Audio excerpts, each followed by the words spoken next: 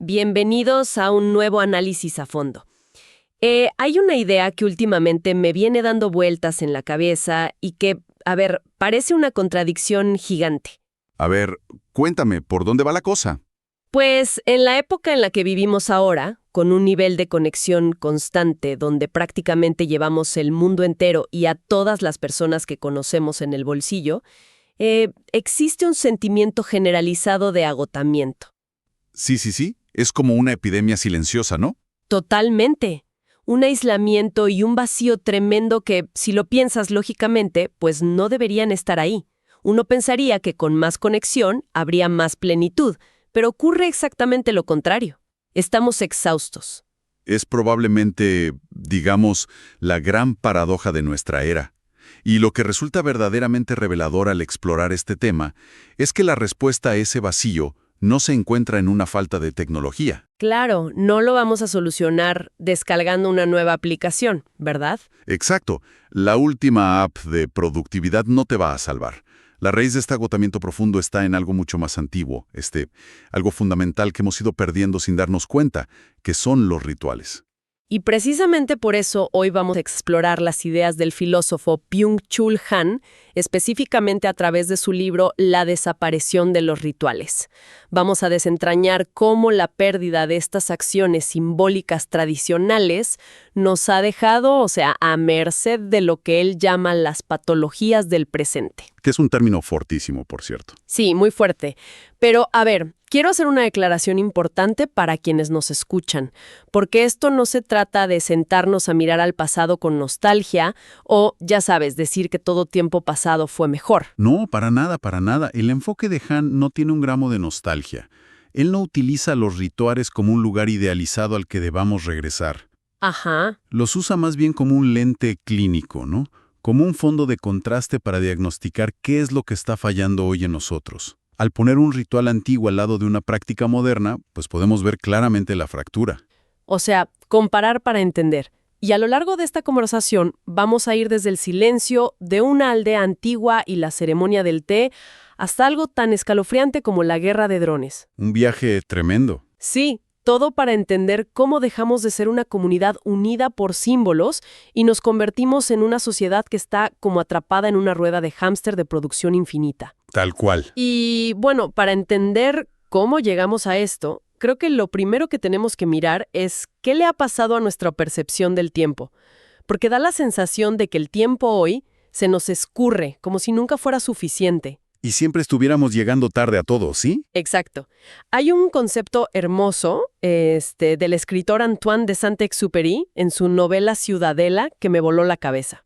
Él dice que los ritos son en el tiempo lo que una morada, una casa, es en el espacio. Es una metáfora brillante, porque, ilustra perfectamente la mecánica del ritual. Pensemos en lo que hace una casa, ¿no? Una casa toma un espacio abierto, infinito, y le da estructura. Claro. Crea pasillos, habitaciones, rincones. Exacto. Lugares donde uno puede descansar, hace que ese espacio abierto sea habitable. Pues los rituales hacen exactamente eso, pero con el tiempo. Le dan una arquitectura. Ajá. Como ir de una festividad a otra. Sí, celebrar una vendimia o marcar un aniversario. Son pilares que ordenan todo ese flujo temporal. Claro. O sea, si le quitas las paredes a una casa, te quedas a la intemperie. Y si le quitas los ritos al tiempo, se convierte en una tormenta constante. Totalmente. Sin esos ritos, el tiempo no tiene un armazón firme, digamos. Se desintegra en una sucesión interminable de momentos presentes que pasan rapidísimo. Por eso da la sensación de que la vida se gasta como un puñado de arena entre los dedos. ¡Qué fuerte! Sí, porque no hay dónde apoyarse. Y fíjate que esta falta de apoyo no solo pasa con el tiempo, sino también con las cosas físicas que nos rodean. La filósofa Hannah Arendt mencionaba que las cosas, los objetos, tienen una misión muy específica, que es estabilizar la vida humana a través de su durabilidad. La permanencia de los objetos, claro. Eso mismo. En un marco ritual, las cosas se cuidan y por lo tanto pueden volverse antiguas. El autor toma un ejemplo del escritor Peter Handke, que describe a unos sacerdotes manejando un cáliz y pasando las páginas de un libro antiguo con una pulcritud absoluta. Hay una reverencia profunda por el objeto en sí. Ajá. Y esa reverencia es justamente lo que crea permanencia en el mundo. El problema surge cuando chocamos contra la presión de nuestro sistema actual, que está completamente obsesionado con producir y consumir. O sea, hoy el mercado exige que las cosas no duren. Claro, destruye intencionalmente la durabilidad de los objetos. Es la famosa obsolescencia programada. Lo hacen para forzar un reemplazo constante de todo. Sí, sí. Y la trampa psicológica aquí es que si nada a tu alrededor dura, es biológicamente imposible que logres demorarte en la vida. Te quedas sin esos anclajes materiales. A ver si esta analogía ayuda un poco a visualizarlo. Porque yo me imagino una mesa sólida de madera en el centro de una casa. Es una mesa que envejece con la familia, que absorbe los golpes de los años, que estabiliza el comedor. Eso es una cosa duradera, ¿no? Un anclaje perfecto, ¿sí? Y ahora contrastemos esa mesa con un teléfono celular. El dispositivo no está diseñado para envejecer contigo. Está diseñado para acaparar tu atención con contenidos que cambian cada 2 segundos y luego volverse obsoleto en un par de años. Nos obliga a consumirlo de forma frenética. Exacto. Y esto me lleva a una duda, porque Han habla de que hoy tenemos una percepción serial. Esto de saltar de una novedad a otra, como cuando hacemos un atracón de series un domingo por la tarde. ¿Por qué exactamente este atracón destruye nuestra capacidad de contemplar la vida? Lo destruye, porque esa percepción serial es lo que en filosofía se llama puramente extensiva y no intensiva. A ver, explícame eso. Para ponerlo de forma sencilla, imagina que estás lanzando una piedra plana sobre un lago. La piedra salta rápido, tocando la superficie muchas veces para abarcar la mayor distancia posible, ¿verdad? Ajá, el clásico juego de hacer rebotar la piedra. Ese mismo. Pues eso es lo extensivo. Apresurarse de un estímulo a otro, de un episodio de la serie al siguiente, rozando la superficie pero sin sumergirse jamás. O sea, abarcamos un montón de terreno, pero no profundizamos en absolutamente nada. Exactamente.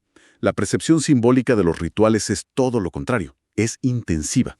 Es como soltar un ancla. ¡Wow! Sí, requiere detenerse, requiere peso, requiere profundidad. Al estar forzados a saltar constantemente de novedad en novedad con el celular, perdemos la experiencia de la duración.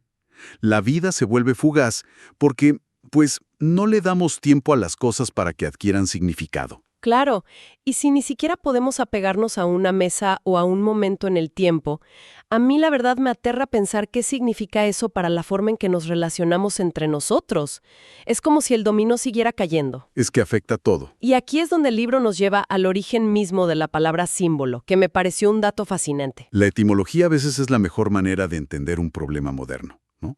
Símbolo viene de la antigua práctica griega de la tessera hospitalis. Ajá. Cuando un huésped y un anfitrión querían sellar una alianza duradera, tomaban una tablilla de arcilla y la rompían por la mitad. Uno se quedaba con un trozo y entregaba el otro al invitado. Ah, como una contraseña. Exactamente. Ese pedazo de arcilla roto era la contraseña, el signo de reconocimiento para el futuro. Los rituales funcionan como esa tablilla. Son una praxis de Simbayen, que en griego antiguo significa juntar o reunir. Ya veo. Generan una unión tan profunda que Han la llama, y esto es clave, una comunidad sin comunicación. Espera un momento, porque a ver, esa frase, comunidad sin comunicación, me suena completamente contradictoria hoy en día. O sea, nos pasamos la vida escuchando que la clave de cualquier relación sana es la comunicación constante. ¿Cómo vas a tener una comunidad si nadie se habla? Entiendo perfecto la sorpresa, porque choca con lo que nos enseñan. Pero el autor utiliza un relato maravilloso del escritor Peter Nadas para ilustrar cómo funciona esto en la práctica. A ver. Nadas describe una aldea rural donde los miembros de la comunidad tienen la costumbre de sentarse juntos, en absoluto silencio, bajo un viejo peral silvestre. Solo sentarse ahí. Solo sentarse. No están debatiendo política, no están compartiendo opiniones personales, ni discutiendo sus traumas. Simplemente están ahí. Participan de una conciencia colectiva, de un acuerdo tácito. Están unidos por el rito de compartir ese mismo espacio y ese mismo silencio. Ah, ya entiendo. Es como cuando estás con un amigo de toda la vida y pueden ir en el auto en silencio por horas sin que sea incómodo. Exacto, el vínculo ya está ahí. Claro, porque el vínculo ya está establecido por los años. No necesitan rellenar el aire con información nueva todo el tiempo. Tal cual. Y si miramos nuestro presente, pues tenemos exactamente lo opuesto. O sea, una comunicación sin comunidad. Las plataformas digitales nos permiten enviar miles de mensajes. Es una comunicación súper rápida, aditiva y masiva. Sí, hiperactiva. Pero carece de esa fuerza simbólica de la tablilla de arcilla rota. Se buscan conexiones rápidas, acumular contactos de LinkedIn, pero no hay alianzas reales. Es una distinción crucial que hace el autor.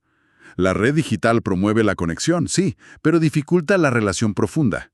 Las conexiones se pueden enchufar y desenchufar sin dolor con un clic. Bloquear y desbloquear. Exacto. Pero las relaciones, como la tablilla, pues dejan una marca. Fíjate que las redes sociales, yo me las imagino como una inmensa cámara de eco. A simple vista, parece una plaza pública llenísima de gente interactuando.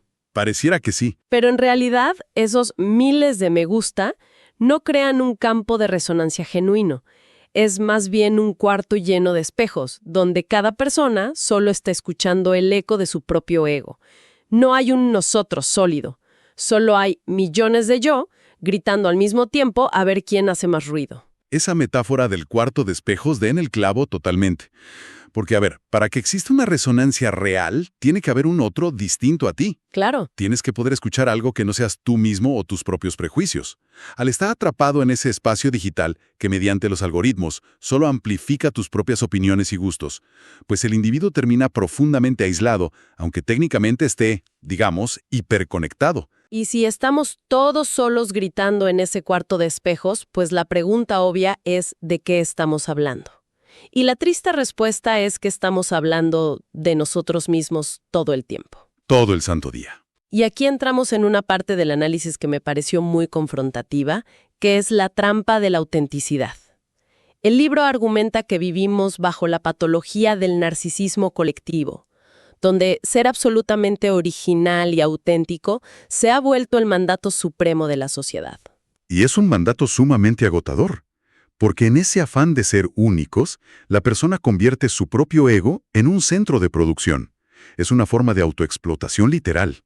¡Guau! El libro da un ejemplo visual interesantísimo sobre cómo esto ha cambiado. Los tatuajes. A ver, cuéntame de eso. En las culturas arcaicas, un tatuaje era un ritual que simbolizaba una alianza comunitaria. O sea, una pertenencia a la tribu o un rito de paso. Te hacías un tatuaje para ser parte de un nosotros. Te integraba. Exacto. Hoy, el cuerpo ha dejado de ser un escenario ritual para convertirse en una especie de cartelera publicitaria. El tatuaje moderno a menudo busca, pues, anunciar la singularidad absoluta del individuo. Es un grito desesperado de «mírenme, soy diferente». Qué loco, es súper interesante comparar esa necesidad moderna de desnudar nuestra originalidad todo el tiempo con cómo se comportaba la gente, por ejemplo, en el siglo XVIII. Un contraste brutal. Sí, porque había una concepción totalmente distinta del espacio público. Se veía como un gran escenario teatral. Las personas de la corte usaban moche, que eran esas pequeñas pecas postizas o lunares negros de belleza. Sí, muy característicos de la época. Y dependiendo de dónde se colocaran ese lunar en el rostro, pues representaban una pasión o un estado de ánimo distinto para ese día. Jugaban a mostrar sentimientos, pero manteniendo siempre una distancia escénica. Todos sabían que era un papel, que era un rito de cortesía social. Y esa distancia teatral es clave para el argumento de Han. Él contrapone lo que llama el imperio de los signos a nuestra actual sociedad que él califica de pornográfica. Ajá. Y utiliza la cultura tradicional japonesa como un ejemplo brillante de este imperio de los signos. En la ceremonia japonesa del té, o incluso en el arte de envolver regalos, el significante, es decir, la forma, el gesto exacto, las reglas estrictas, es muchísimo más importante que la psicología interna de la persona. Los movimientos lo son todo. Todo. Durante la ceremonia del té, el yo se vacía por completo. Los participantes se entregan a unos movimientos rituales tan pero tan precisos que el ego desaparece. Y el alma, por así decirlo, enmudece. Wow, a ver, tengo que frenar aquí porque esto va en contra de absolutamente todo lo que nos dicta la cultura actual. Totalmente al revés. Sí, o sea, nos han enseñado en terapia, en cientos de libros de autoayuda, en redes sociales, que ser vulnerables, que quitarnos las máscaras y mostrar nuestros verdaderos sentimientos sin ningún filtro es el ideal humano. Se supone que es lo más sano. Esa es la narrativa, sí. Entonces, ¿por qué el autor sugiere que seguir reglas tan estrictas, vaciarse de psicología individual y usar una especie de máscara teatral de cortesía es en realidad mejor para la sociedad que esta transparencia total? Me cuesta un poco digerirlo. Y es natural que genere rechazo, claro, porque choca de frente con nuestros dogmas modernos de autenticidad. Pero la lógica detrás de esto es fascinante. La exigencia de transparencia total conduce a lo que Han llama el nudismo anímico. Nudismo anímico. Exacto. Plataformas como Facebook, Instagram o TikTok nos exigen exhibir nuestra intimidad, nuestros traumas y los sentimientos más profundos constantemente, para generar interacción. Para ganar el ansiado algoritmo. Exactamente. El problema es que al despojarnos de la bella apariencia, de los modales y de los gestos rituales en nombre de esta supuesta verdad pura, destruimos la distancia escénica que hace posible el respeto. Nos quedamos sin defensa. Tal cual. La transparencia total no crea un mundo más verdadero. Crea un mundo crudo, directo y muchas veces muy bárbaro. Ah, ya entiendo. O sea, lo pornográfico en este contexto filosófico no tiene que ver necesariamente con temas sexuales, sino con la exposición obscena de lo privado. Exactamente. Es eliminar el velo, el misterio, el juego de la seducción intelectual o social. Las formas rituales actúan como un escudo. Protegen al individuo. Claro. Mientras que este mandato constante de desnudarnos emocionalmente frente al público, pues nos deja vulnerables, agotados y extremadamente atomizados. La máscara, paradójicamente, no oculta la verdad, sino que nos permite interactuar en sociedad sin despedazarnos los unos a los otros. Dora, al perder esa capacidad de jugar con las formas escénicas, al estar tan enfermizamente obsesionados con la eficiencia, con la transparencia y el culto al ego, siento que hemos exterminado algo vital en la experiencia humana, ¿no? La capacidad de vivir la vida como una fiesta o como un juego. Es como si hubiéramos profanado la vida misma. Sí, y la palabra profanación es súper precisa aquí. Ocurre cuando todo, absolutamente todo, se somete a la lógica del trabajo y de la utilidad. Hasta el descanso. Hasta el descanso. Incluso nuestro tiempo libre tiene que ser productivo de alguna forma. Han usado una anécdota del cine que es muy ilustrativa. Menciona la escena final de la película Skyfall de James Bond. Ah, buenísima referencia. Fíjate que, históricamente, las películas de Bond terminaban con un momento puramente lúdico, ¿no? Un romance exótico en una isla, bebiendo algo, sin ninguna preocupación por el mañana. El juego puro. Exacto. Pero en Skyfall, el final es Bond aceptando su próxima misión de su superior con una seriedad absoluta. Sus últimas palabras son: será un placer volver al trabajo. ¡Qué cambio tan drástico! Es brutal. El juego y la ligereza han sido devorados por la sagrada y aplastante seriedad del rendimiento laboral. O sea, ya no se permite que nada exista simplemente por el placer de existir.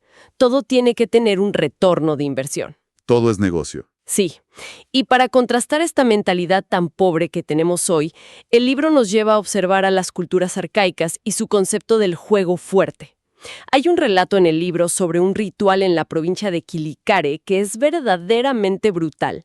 Sí, ese ejemplo es durísimo. Durante una festividad religiosa, 40,000 soldados observan a un grupo de gladiadores que intentan atravesar un pasillo que está lleno de lanzas. Estos guerreros sacrifican su vida alegremente. Pero la clave, y esto es lo importante, es que no lo hacen por una utilidad bélica. No lo hacen para conquistar un territorio ni para ganar dinero. Para nada. Lo hacen solo por el orgullo, por la gloria y por la soberanía del juego mismo. O sea, la muerte allí no se ve como un fracaso médico o una pérdida de productividad, sino como la máxima intensidad vital. Es un ejemplo extremo y súper ajeno a nuestra sensibilidad moderna, sin duda. Pero ilumina un punto ciego gigante de nuestra sociedad, que es la pérdida de la soberanía sobre la propia vida. Ajá. Ese juego fuerte arcaico encuentra un eco en algo un poco más reciente, como el duelo ritual tradicional. Los duelos a espada. Exacto. El duelo operaba bajo reglas muy estrictas, con un sentido del honor, de la forma y de una profunda simetría. Si usamos espadas, tú usas espadas. Si damos 10 pasos, los dos damos 10 pasos. No hay trucos. Nada de ventajas ocultas. Había un reconocimiento profundo del adversario como un igual, un respeto absoluto por el rito del enfrentamiento. Y cuando quitas el rito, llegamos a la antítesis moderna de ese duelo caballero, que es la guerra de drones. Y es escalofriante. O sea, estar sentado en una base militar, con aire acondicionado, apretando un botón para aniquilar a alguien que está al otro lado del planeta. Y el análisis que hace Han de esto es verdaderamente aterrador. Él lo define como el dataísmo de la matanza. En la guerra de drones se ha eliminado por completo la reciprocidad, el honor y el riesgo compartido. Eres intocable. Exactamente. El enemigo ya no es un ser humano reconocido, es simplemente un metadato brillando en una pantalla. Y aquí está el mecanismo psicológico perverso. Al transformar la guerra en una interfaz digital, el piloto de drones vive el acto de matar como un trabajo administrativo por objetivos. Una locura. De hecho, al final de su turno, este soldado recibe una tarjeta de registro, un scorecard, evaluando su puntuación de rendimiento diario. Es llevar la profanación al extremo más absoluto. O sea, convertir la guerra, que de por sí ya es un horror, en un videojuego corporativo. Literalmente. La vida y la muerte se reducen a una hoja de cálculo, a alcanzar las métricas de productividad del mes. Se elimina por completo la barrera psicológica de quitar una vida, porque el cerebro del piloto ya no procesa un humano, procesa un píxel que hay que borrar para mejorar el rendimiento de la empresa. No hay rito, no hay forma, solo hay eficiencia letal. Esa es, tristemente, la culminación del mundo sin rituales. Cuando todo se rige por la métrica, la transparencia cruda y la mera supervivencia biológica u organizativa, perdemos la esencia de lo que hace que la vida sea algo más que un simple proceso de respirar y producir. Totalmente. Si sintetizamos todo este extenso panorama que plantea el libro, pues el diagnóstico es clarísimo y muy duro. Hemos ganado niveles inimaginables de capacidad de producción y de velocidad en la comunicación, sí. Eso es innegable. Sea con los demás, hemos perdido el sentido compartido, la capacidad de jugar sin un fin utilitario y en el fondo hemos perdido la comunidad. Nos hemos convertido en una sociedad orientada puramente a la optimización. Y creo que aquí es donde todas estas ideas filosóficas tan profundas aterrizan de golpe en nuestra vida diaria. Sí, nos tocan a todos. Porque, no se trata de proponer que a partir de mañana nos pongamos pecas falsas para ir a trabajar como en el siglo XVIII. Sería rarísimo. O que resolvamos nuestras discusiones de tráfico con un duelo a espada en medio de la calle. Por favor, no lo hagan. Se trata más bien de entender de dónde viene esta fatiga crónica que todos sentimos. Es reconocer por qué nos sentimos tan vacíos cuando nuestra rutina se reduce solo a producir en el trabajo, a actualizar aplicaciones, comprar el último dispositivo de moda y exponer compulsivamente cada detalle de nuestra intimidad en Internet. Claro. Es un llamado urgente a recordar que necesitamos recuperar los espacios para demorarnos.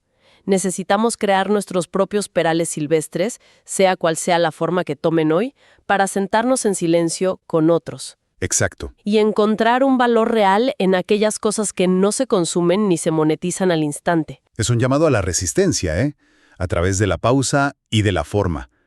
A entender que sin esos ritos que estructuran nuestro tiempo y nuestras relaciones, nuestra mente se queda totalmente desprotegida frente a esta implacable maquinaria de la producción. Muchísimo, y que quiero compartir para que quienes nos escuchan se queden reflexionando durante su día. A ver, dinos. Se menciona que este sistema neoliberal de producción es tan inteligente y tan absorbente que es capaz de convertir incluso nuestros valores morales en bienes de consumo para alimentar nuestro propio narcisismo. Uf, sí. Pensemos en cuando compramos, unos zapatos veganos o un té de comercio justo que promete salvar al mundo en la etiqueta. La ética empaquetada. Exactamente.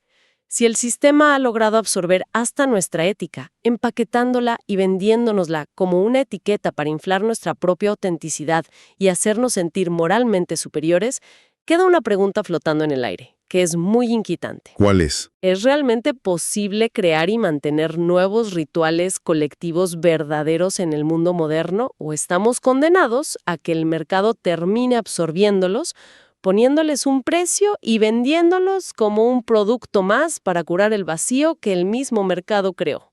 ¡Qué paradoja tan fuerte! Con esa paradoja los dejamos hoy. Muchísimas gracias por acompañarnos en esta inversión profunda y nos escuchamos en la próxima.